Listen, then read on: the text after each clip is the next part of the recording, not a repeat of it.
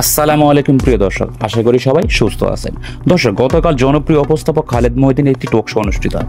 টক শোতে উপস্থিত ছিলেন লেখক ও বিশ্লেষক ফাহাম আব্দুস সালাম ও বাংলাদেশ কমিউনিস্ট পার্টির সিপিবির সাধারণ সম্পাদক রুইন হোসেন প্রিন্স। টক শোতে বর্তমান বাংলাদেশের বিভিন্ন চলমান ইস্যু নিয়ে আলোচনা উঠে আসে। উক্ত টকশোতে ফাহাম আব্দুস সালাম তারেক রহমান প্রসঙ্গে বলেন, তারেক রহমানের আরও পরে দেশে আসা উচিত বর্তমান বাংলাদেশের পরিস্থিতি বিবেচনা করে। টকশোতে আরও নানা গুরুত্বপূর্ণ বিষয় নিয়ে আলোচনা হয়। চলুন দর্শক, আমরা টকশোটি দেখে আসি।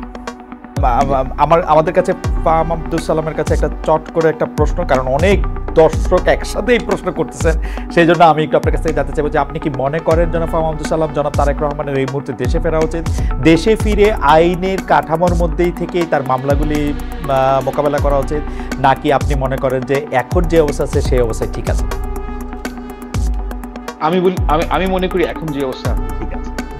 এটার কারণ কি আপনি একটু ব্যাখ্যা করবেন? যে কারণটা হচ্ছে গিয়ে দেখেন, আমি জানি না উনি কি মনে করেন, কিন্তু আমি এটা সম্পূর্ণ আমার ব্যক্তিগত ধারণা থেকে বলছি যে বাংলাদেশে এই মুহূর্তের বাংলাদেশের একটা পারসেপশন হচ্ছে গিয়ে যে বিএনপি সবচেয়ে বড় দল। সত্য কি মিথ্যা আমি জানি না, কিন্তু এটা ওয়াইডলি অ্যাকসেপ্টেড। ওনার ব্যাপক জনপ্রিয়তা আছে বাংলাদেশের বিএনপির নেতাকর্মীদের মাঝে।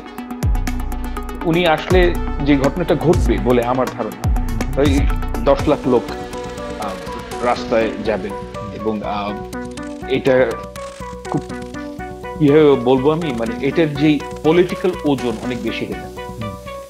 তখন বাংলাদেশের যে সেন্টার অফ পাওয়ার এটা শিফট করবে এবং বিএনপির অনেক, আমি মনে করি যে দল হিসেবে বিএনপির ক্ষেত্রে যে সমস্যাটা হবে যে বাংলাদেশে একটা টাসল তৈরি হবে। এটা বেটার হচ্ছে tussle between government and BNP. Yes, okay okay, জি। কারণ হচ্ছে কি, গভর্নমেন্ট মানে আমি শুধু ইউনূস সাহেবের কথা বলছি, আমি বলছি যে গভর্নমেন্ট একটা বিশাল মেশিনারি। তখন ওটার মধ্যে তারেক সাহেব আসলে ওনার যে ওজন, পলিটিক্যাল ওয়েট বলছে, সেই কারণে একটা টাসল তৈরি হবে।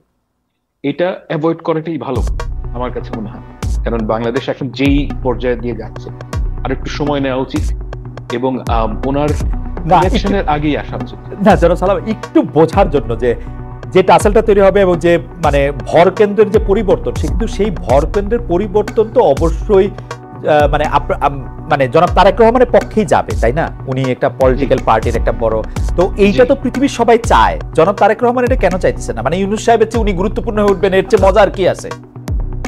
এটার অনেক, আমি আসলে ব্যাপারটা কি জানেন, আমি রেসিপি ফর ডিজাস্টার হচ্ছে কি কারোর কাছে অথরিটি নাই কিন্তু রেসপন্সিবিলিটি আছে। ওকে, দ্য ভাইস ভার্সা। তো যার রেসপন্সিবিলিটি তারই অথরিটি থাকে।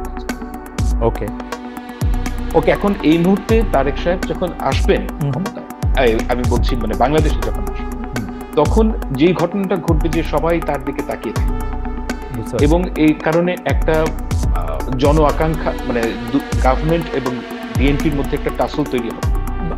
এইটা ছাত্রদের জন্য ভালো।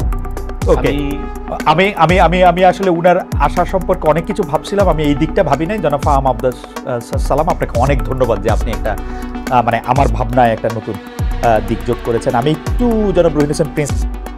তো সুপ্রিয় দর্শক, এই টক শোর আলোচনা প্রসঙ্গে আপনার কি মতামত তা কমেন্ট বক্সে জানান।